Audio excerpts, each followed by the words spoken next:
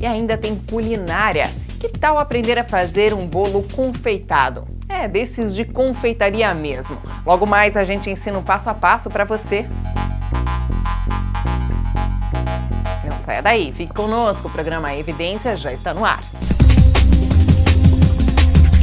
Eu começo o programa com o quadro Saúde em Boa Forma, junto com o personal trainer Fábio Chiodini. Olha, quem leva a musculação a sério sabe que pequenos detalhes na execução do exercício fazem toda a diferença. A amplitude do exercício é um exemplo.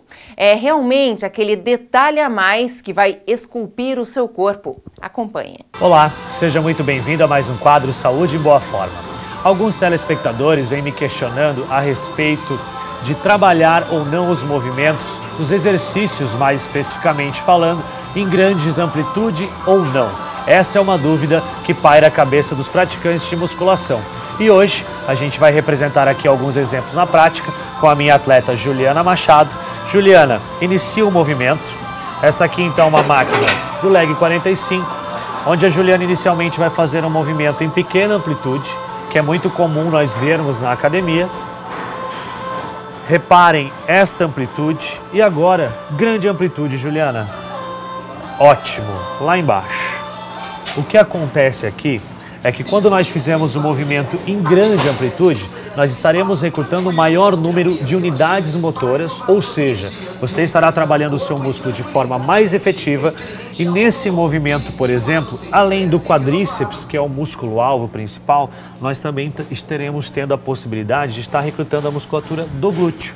Todos os exercícios podem ser feitos em grande amplitude, todos os alunos estão preparados para isso? Fique de olho então na próxima dica. Bom, agora a gente vai partir para um exercício básico, tradicional, que seria o agachamento e que com certeza o trabalho em grande amplitude também recrutaria muito mais unidades motoras dos músculos aqui, dos músculos-alvo. No caso, quadríceps, glúteo. Bom, é importante salientar que em exercícios como este requerem um pouquinho mais de cuidado. Olha só, agacha, Juliana, eu quero que você agache lá no fundo. É o que nós chamamos de trabalho em grande amplitude. Subiu, mantém o movimento. Reparem que a Juliana desce um pouquinho mais.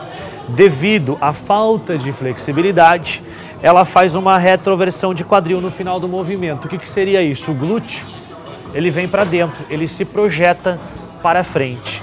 E nesse momento, quando o glúteo faz essa retroversão de quadril, a gente tem uma grande sobrecarga na musculatura lombar. Então o que nós faríamos? Continua o movimento. Agora você vai diminuir a amplitude. Nós vamos trabalhar numa amplitude que permita que a curvatura lombar fisiológica seja preservada e aí nós teremos então a efetivação dos músculos que devem ser envolvidos no trabalho exclusivamente. Bom, então observar se durante um movimento em grande amplitude ocorre alguma mudança de curvatura fisiológica, como por exemplo da coluna lombar, como nós percebemos no agachamento anterior.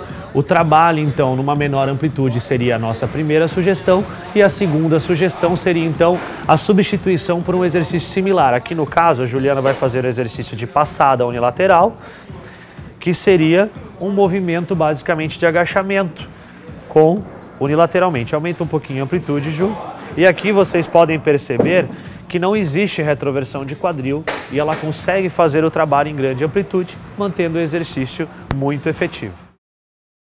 Bom, é interessante ressaltar que as dicas que eu dei aqui anteriormente, seja ela com relação a diminuir a amplitude de movimento quando você percebe que existe alguma alteração postural ou substituir algum exercício que você também percebe que ocorra da mesma forma, elas são umas dicas paliativas, ou seja, não é a solução para o problema, é simplesmente para que você possa continuar treinando. O que nós precisamos fazer? Cortar o mal pela raiz, ou seja, se nós temos dificuldade em mobilidade articular, significa que nós temos problemas com a questão da flexibilidade. Então lá que nós vamos solucionar o problema. Aqui eu vou dar o exemplo, porque a Juliana uniu as pernas, vai lá na pontinha do pé, mantém a postura bem ereta, Ju. A Juliana, se nós percebermos, ela tem uma falta de flexibilidade da cadeia paravertebral, posteriores de coxa e tríceps surais. Então aqui eu estou dando um pequeno exemplo de um alongamento justamente para melhorar essa flexibilidade da minha aluna e poder assim melhorar então o desenvolvimento dela nos exercícios. Bom pessoal, por hoje é só. Infelizmente, o nosso tempo é muito curto. Eu gostaria de ter abordado outros aspectos que envolvem essa temática, mas, de qualquer forma, espero que vocês tenham gostado e que tenha aberto aí a mente de alguns professores e também alunos praticantes de musculação. Te encontro daqui a 15 dias. Um forte abraço e até lá!